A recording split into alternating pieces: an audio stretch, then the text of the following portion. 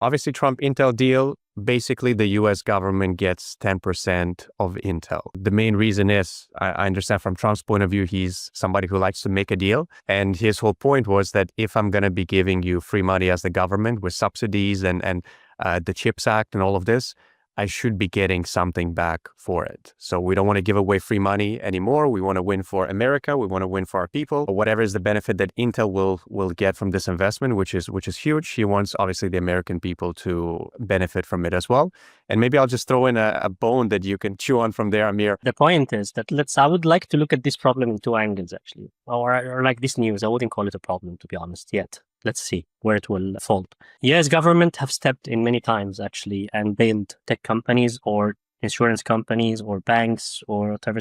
2008, you're right, you mentioned COVID, there was 3 trillion of bailouts paid to companies, but they've been always going out as bailouts. And that's a very big difference from what we're seeing today. Today, we're talking about critical mass of shares in a company, actually. And one of the used to be big companies, like really was shaping the world technology. I would not take Intel deal away from the bigger picture of what is happening around us with the chipsets in general. Yes, it's a slide towards socialism, but also there's a new trend that is not social and there's not capital, and we still yet to see it. Like it's a sovereign fund investments, like PIF or actually Abu Dhabi sovereign fund or Egyptian sovereign fund. Many countries now are having their own sovereign fund, which is the investment arm of the government. And I wanted to ask you this. Sorry to interrupt, because I've been meaning, actually, we haven't talked about this yet. So I was going to ask you, I really actually love the move, right? I thought it's a fantastic idea. You're going to give all these grants. You want to keep jobs and manufacturing at home. Fantastic. Let's get something out of it.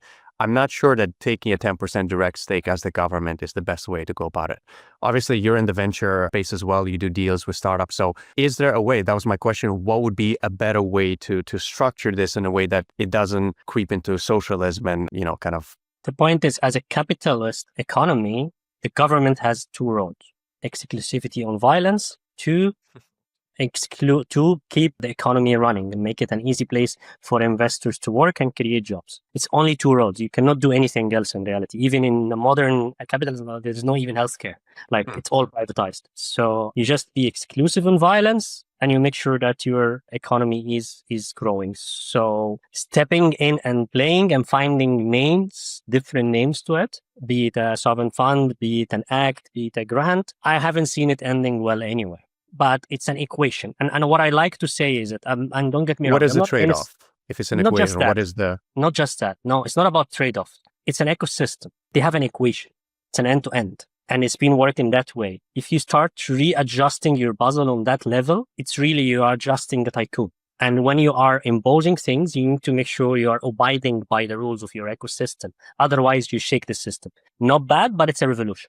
And results of revolution are not actually always how it should go. So now back to that Intel deal specifically, it definitely has to do with chipsets. It's chipsets, it's AI, the world is moving into a completely fully digitized ecosystem. And I would say this is coming on a borderline, and that's why I mentioned the exclusivity on violence, actually.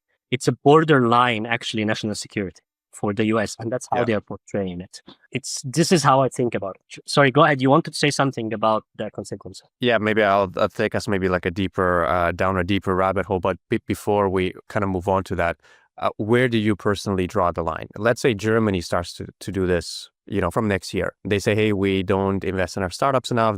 They have this big boost package that they decide to give out. And in exchange, instead of having it as grants, they decide to have some kind of shared interest in the company. So how would you do it the Amir way, a better way, with the same maybe concept or the same desired outcome? My preference will not be actually direct involvement with the governments, for simple reasons. I agree with you there, 100%. Priorities are actually different. It's a flip of the pyramid. I'm not gonna talk about corruption or non-corruption. I'm not gonna step into the bad intentions part, even right intentions part. Priorities of governments are different from priorities of business. And as business, you need to be pragmatic. You need to work differently. You need to actually take some brutal actions at some point of time. As government, you are the umbrella for everyone. And when the government steps into this, then you are actually, I'm still taking my license from you. How are you going to draw that line? I'm acting to get my permit for my fire system in my house from you. I'm putting my kid into a school coming from you. There is no equal power here between shareholders. It will never be. You got €500 million that you want to boost German production, German-made chip manufacturing, right? How do you distribute that money? How do you stimulate 500 billion worth of euros into those industries without giving it as a hand, kind of as a gift?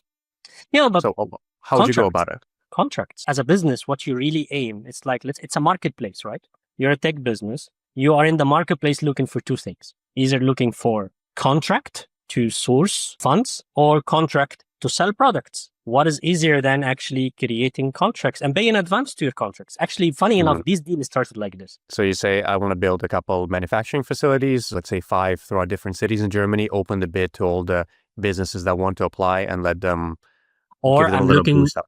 Exactly. If I'm talking about Intel from that side, I would just simple say, all right, I am actually putting out a bid